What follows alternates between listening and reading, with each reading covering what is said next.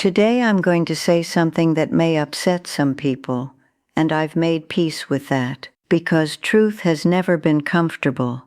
Truth doesn't walk into a room looking for applause. It usually arrives uninvited, sits quietly in the corner, and makes everyone shift in their seats. But sometimes truth is exactly what we need. And the truth I want to share today is this: there are people in your life, people you've loved, supported, defended, and stood beside for years, who no longer deserve the loyalty you've been giving them. That may be difficult to hear, but difficulty does not make something untrue. Some people have spent years taking from you without ever considering what it has cost you. They have drawn from your kindness, your patience, your time, your energy, your resources, again and again, and they rarely stop long enough to ask how much you have left to give. By a certain age you begin to feel it. You notice the exhaustion that follows certain conversations. You notice how some visits leave you heavier instead of lighter. You notice the emptiness that lingers after you've spent time with certain people.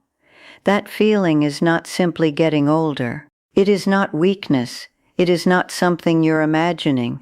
It is the result of giving endlessly while receiving very little in return. For many years I believed loyalty should be unconditional. Now, after a lifetime of watching people, loving people, and sometimes being disappointed by people, I've learned something different. Loyalty is precious, and precious things should not be handed to those who continually misuse them. Today I want to talk about 5 kinds of people who quietly drain the peace you've spent a lifetime earning. Not because I want to create division, not because I want families to fall apart, but because too many good-hearted people spend their later years carrying burdens that never belong to them. The first person is the one who only appears when they need something. You know the person. Weeks pass, sometimes months, no phone calls, no visits, no messages asking how you're doing. And then suddenly they're back. Warm smile, big hug, kind words. For a moment, you feel remembered, you feel important, you feel valued. And then, almost like clockwork, the request arrives. Could you help with the children? Could you lend some money? Could you solve a problem? Could you give your time, your effort, your support? And because you've always been generous, you say yes, again, and again, and again. Many people continue saying yes because they fear what will happen if they finally say no. They're afraid the relationship might disappear. They're afraid of being forgotten. They're afraid of being alone. And sadly, some people know this. They count on it. They know your compassion is stronger than your boundaries. They know your heart will open even when it should be protected. But there is a difference between being loved and being used. The person who only visits when they need access to your resources isn't coming to see you. They're coming to collect something from you. Years ago, I knew a gentleman named Harold. He adored his nephew, spoke proudly about him every chance he got. Every few months the young man would visit, always friendly, always appreciative, always carrying some new problem. Harold would listen, then he'd help. A little money here, a little money there, a favor, a loan, another favor. Over time, those small acts became thousands upon thousands of dollars. Money Harold could barely afford to part with, yet he gave it gladly, because he believed family should help family. Then one day Harold became seriously ill. He needed rides to appointments. He needed companionship. He needed someone to sit beside him during difficult days, and suddenly the nephew was nowhere to be found, always busy, always unavailable, always promising to visit another time. The man who had received years of support couldn't spare a single afternoon. That was the day Harold finally understood the difference between love and convenience, and I hope you understand it too. The second person who does not deserve your loyalty is the one who constantly makes you feel smaller than you are. Sometimes this person is a relative, sometimes a friend, sometimes even someone you've spent decades trying to please. They may never shout, they may never openly insult you. Instead, they diminish you in quieter ways. They interrupt your stories, dismiss your opinions, treat your experience as though it has no value. They roll their eyes, they correct you unnecessarily, they make you feel outdated, irrelevant, or burdensome. The wound isn't dramatic, but it is deep, because it happens repeatedly, and after enough years you begin to accept it as normal, but normal does not mean healthy, and familiar does not mean acceptable. I once knew a woman named Margaret. Her daughter-in-law never openly argued with her, never raised her voice, never caused a scene. Yet every interaction left Margaret feeling invisible. Whenever Margaret began speaking, the conversation somehow moved elsewhere. Family plans were made without her knowledge. Decisions were discussed without her input. Her efforts were acknowledged with polite smiles but little appreciation. Nothing was obvious enough to confront, yet everything carried the same message: you don't matter as much as you once did. Margaret endured it for years. She told herself it wasn't worth mentioning. She convinced herself she was being overly sensitive. She smiled through every slight. She swallowed every hurt feeling, and eventually that pain settled inside her. She became anxious before family gatherings. She struggled to sleep. Her joy slowly faded. What damaged her wasn't loud cruelty. It was quiet disregard. And that's something many people fail to understand. Not all wounds are inflicted through shouting. Sometimes silence wounds. Sometimes exclusion wounds. Sometimes being treated as though you're invisible leaves scars no one else can see. And the person who uses those quiet forms of harm does not automatically earn your devotion simply because they are connected to someone you love. Before I continue, I want to mention something. Over the years, I've gathered many of these lessons, the things I've learned about protecting your spirit, preserving your peace, and understanding where your energy belongs in the later chapters of life. I wrote them down because too many people reach this age carrying burdens they were never meant to carry. But stay with me for a moment, because the next three people often surprise folks the most. My grandmother used to tell me something that sounded simple when I was young and became profound when I grew older. She would say, "Pay attention to how you feel after spending time with someone." Then she'd add, "The right people expand you, the wrong people reduce you." She wasn't talking about confidence, she was talking about spirit. The people who belong in your life should remind you of your worth. They should make you feel heard. They should make you feel as though your experiences still matter, your stories still matter, your presence still matters. If every encounter leaves you feeling diminished, ignored, or less valuable than before, that relationship is slowly wearing away at you.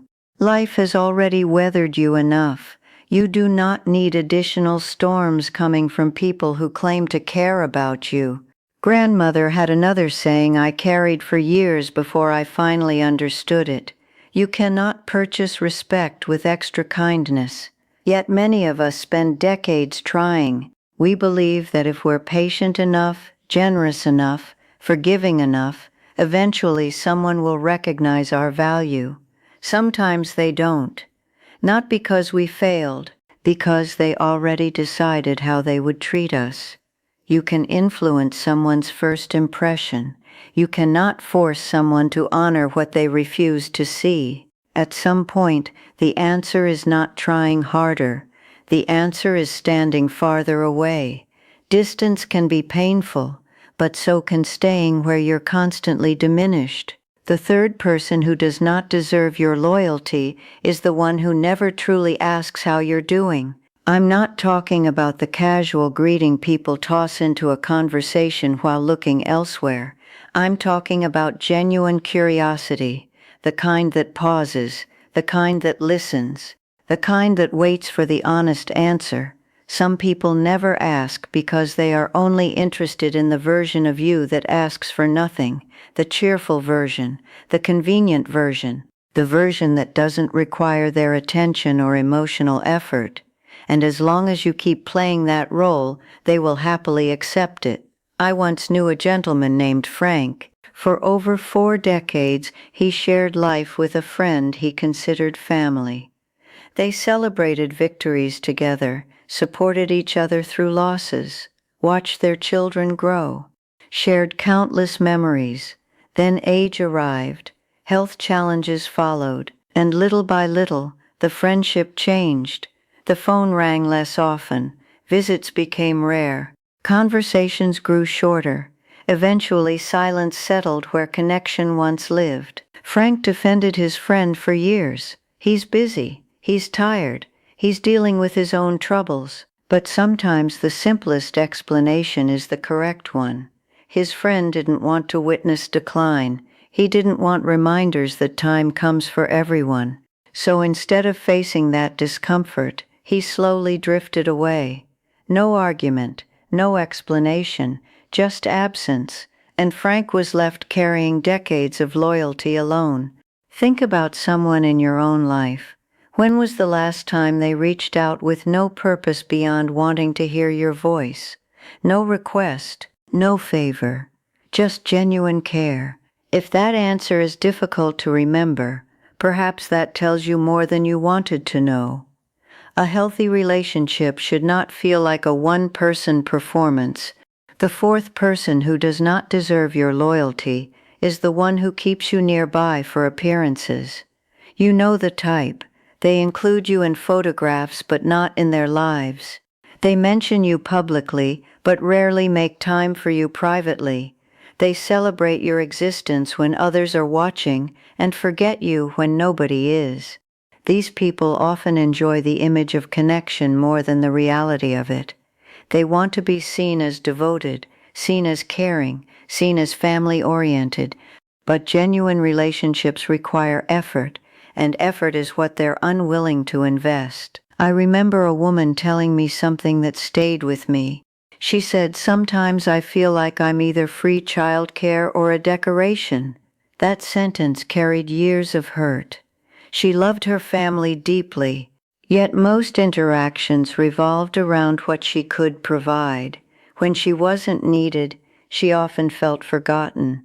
That is a painful place to live, because human beings are not tools. They are not accessories. They are not props in someone else's story. You deserve to be valued for who you are, not merely for what you contribute. And now we come to the fifth person. The hardest one, the most uncomfortable one, the person staring back at you in the mirror. I know that's not what most people expect me to say, but hear me out. Many of us have spent our lives betraying ourselves in small ways. We agreed when we wanted to refuse. We stayed silent when we needed to speak. We tolerated treatment we knew was wrong. We ignored our own exhaustion. We pushed our own needs aside so many times that eventually we forgot we had needs at all. And when you do that long enough, people begin to assume that's how things are supposed to be. Not always because they're cruel, sometimes because you've never shown them another way. You've taught them that your limits don't matter. You've taught them that you'll always make room, always adjust, always sacrifice, always understand, and eventually they come to expect it. That's why boundaries matter. When I was young, an elder once compared boundaries to riverbanks. Without riverbanks, water spreads everywhere. It loses direction. It floods fields. It causes damage. But with strong banks, that same water nourishes life. It becomes useful, purposeful, sustaining. Your boundaries serve the same purpose. They are not walls built from anger. They are guides built from wisdom. For years you may have poured yourself into everyone else's needs. Now it is time to ask where your energy truly belongs. I once knew a woman named Ruth. Everyone relied on her, family, friends. If something needed doing, Ruth was the first call, and she took pride in that. She believed her usefulness made her valuable. Then age slowed her down, her energy changed, her capacity changed, and gradually the calls became fewer. Not because people suddenly disliked her, because they had grown attached to what she provided rather than who she was. That realization broke her heart. She spent years wondering whether she had been loved or merely depended upon. No one should reach the later years of life carrying that question, which is why I tell you this. Begin choosing yourself, not selfishly, not harshly, wisely. Sometimes that means declining an invitation. Sometimes it means not answering a draining call.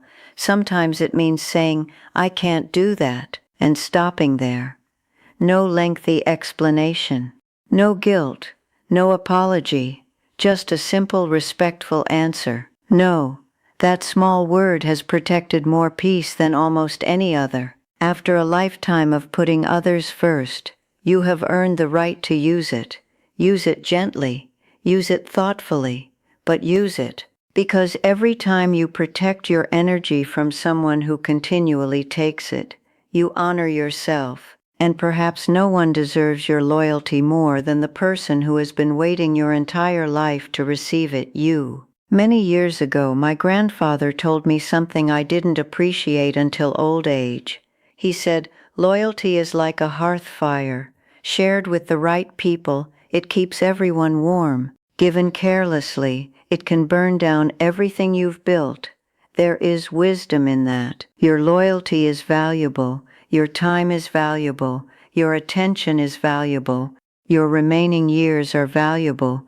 Give those gifts to people who recognize their worth, people who show up, people who care, people who contribute warmth of their own. Hold those people close. The rest can find another fire. You have carried enough wood for one lifetime, and now, perhaps for the first time, it's okay to sit beside the flame you've built and enjoy its warmth yourself. I'm not finished sharing what life has taught me. There is more to come.